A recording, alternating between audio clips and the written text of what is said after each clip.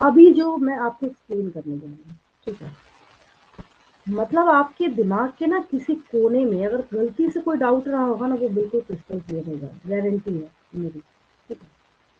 चलिए, इसके बाद ना जो सारी क्वेरी है आपकी क्लियर हो जाएगी। रीजन क्या है देखिए, मैं बताती हूँ। अब ह्यूमन फिजियोलॉजी जब बच्चों को पढ़ना होता है तो ह्यूमन फिजियोलॉजी से उतना डर नहीं लगता बच्चों को। रीजन क्या है कि अगर मैं आपसे पूछूं कि डाइजेस्टिव सिस्टम का कौन कौन सा पार्ट है, या आपकी बॉडी के डाइजेस्टिव सिस्टम का कौन कौन सा हिस्सा है, तो आप बता दीजिएगा, कोई दिक्कत नहीं, आपकी बॉडी का पार्ट है।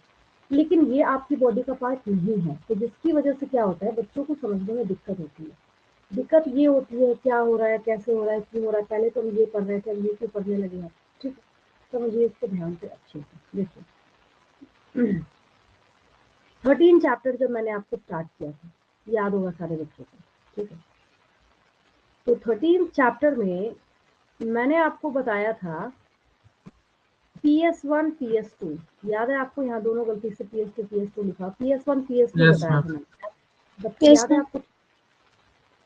फिर हमने क्या किया, ATP और NADPH हमने बनाया, और उसके बीच में भी आपने देखा था ये ATS जो है वहां भी अपना इम्पोर्टेंट रोल प्ले कर रहा था। फिर क्या हुआ, फिर बारी आई किस चीज की कि आखिर हम जो बना रहे हैं ATP और NADPH ड्यूरिंग लाइट रिएक्शन, फिर हम क्या करें, इसको डार्क रिएक्शन में कैसे किस तरीके से यूज करें। तो फिर आपने ये केल्विन साइकिल का 6 चक्कर चलाया, तब जाके आपने क्या किया, शुगर बनाया, याद आया? Yes ma'am. ठीक है। Yes ma'am. जब आपने बनाया और जब मैंने आपको ग्लाइकोलिसिस सिखाया, तो ग्लाइकोलिसिस में मैंने आपको बोला था कि आप अपने बुक में एक लाइन अंडरलाइन करेंगे, glycolysis occurs in the cytoplasm of the cell, याद आया? लिखा हुआ है आपकी किताब में, यस मैम। ठीक है। ये साइटोसेल, सबसे बड़ी खिचड़ी तो बच्चों के दिमाग में इसी चीज को लेके है कि क्या, कहाँ हो, कैसे रहा है, हमें तो ये बात ही समझ नहीं आ रही। ये सबसे बड़ी क्वेरी है बच्चों की, ठीक है। फिर जब आपने ग्लाइकोलिसिस किया, तो यहाँ थोड़ा ब्लर है बट मैं आपको बता रही हूँ। अब जब आपने ग्लाइकोलिसिस को परफॉर्म कर लिया, तो ग्लाइकोलिसिस को परफॉर्म करने के बाद जो पूरा 10 स्टेप का रिएक्शन आपने देखा, तो ग्लाइकोलिसिस को करने के बाद आपने एक ग्लूकोज को तोड़ के पायरुवेट बनाए थे 2, याद आया? Yes ma'am. ये पायरुवेट जो है ना, अब इसको हमने वापस भेज दिया माइटोकॉन्ड्रिया के मैट्रिक्स के अंदर। जब मैं TCS साइकिल आपको पढ़ा रही थी, तो मैंने वहां पे आपको स्टेटमेंट लिखवाया है, TCS साइकिल का जो साइट है, it occurs in matrix the होता है। Matrix of the mitochondria. Crystal clear है बिल्कुल, ठीक है।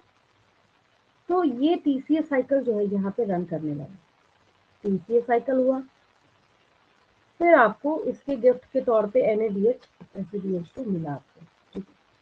अब ये जब मिला आपको, तो बहुत सारे प्रोस्थेटिक ग्रुप्स के साथ बहुत सारे जो फैक्टर्स थे आपके, ठीक है, तो उनका इस्तेमाल करके आपने पूरे इलेक्ट्रॉन ट्रांसपोर्ट चेन को और इलेक्ट्रॉन ट्रांसपोर्ट सिस्टम को या ऑक्सीडेटिव फॉस्फोराइलेशन को रन कराया। जब आपने ऑक्सीडेटिव फॉस्फोराइलेशन को रन कराया, ऑक्सीडेटिव फॉस्फोराइलेशन को रन कराने के बाद फिर आपने वहां भी क्या किया, ATP को सिंथेसाइज किया, ठीक है।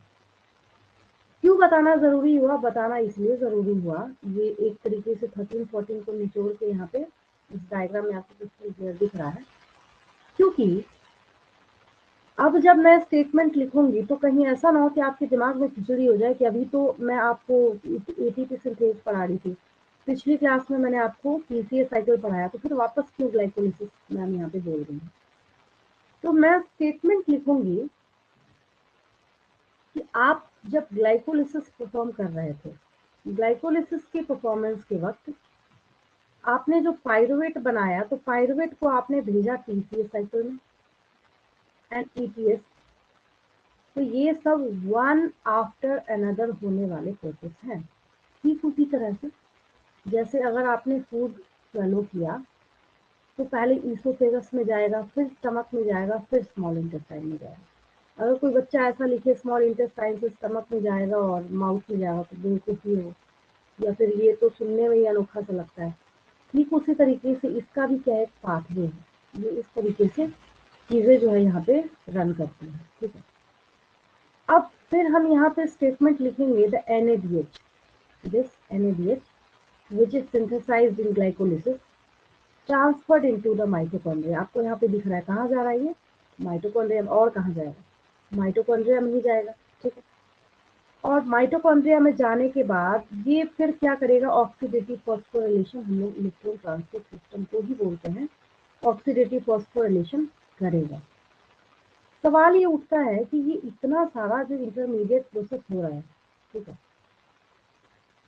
तो यहाँ पे ये जो सबका सब चल रहा है, तो आपने एक चीज नोटिस करी होगी कि कोई भी ऐसा इंटरमीडिएट नहीं है जो कि एक चीज को, एक प्रोडक्ट को बनाने के बाद ना वो बोलता है नहीं मैं ना इसको स्टोर करके बैंक बैलेंस के तौर पे रखूंगा। एक चीज आपने नोटिस करी होगी, अगर पाइरुवेट यहाँ पे बना है तो ये रख नहीं रहा साइटोप्लाज्म अपने पास, कह रहा जाओ तुम निकलो यहाँ से, मेरा बोझ हल्का करो। ये जाएगा अब कहाँ, अब जाएगा ये माइटोकॉन्ड्रिया के अंदर। तो हम लोग उसके लिए स्टेटमेंट लिखेंगे none of the intermediates in the pathway are utilised to synthesise any other compound. दूसरा कोई कंपाउंड बनाता नहीं, बेचारा एकदम कंसंट्रेटेड है, ग्लाइकोलिसिस होगा तो पाइरुवेट ही बनेगा और कुछ बनना ही नहीं है, देखा है आपने। ठीक, अब दूसरी बात ये है कि ये सब जो पूरा आखिर गेम स्टार्ट किया किसने, कहाँ से खेल शुरू हुआ था, खेल तो वहां से शुरू हुआ था ना जब आपने केल्विन साइकिल का पूरा चक्कर लगा के ग्लूकोज बना के रखा है, और इसी ने सारा फसाद जो है वो शुरू किया। ना ग्लूकोज बनता, ना ग्लाइकोलिसिस होता, ना पाइरुवेट मिलता, ना टीसीए साइकिल होता, ना टीसीए साइकिल होता, ना NADH एसिडेट बनता, और ना इलेक्ट्रॉन ट्रांसपोर्ट सिस्टम होता।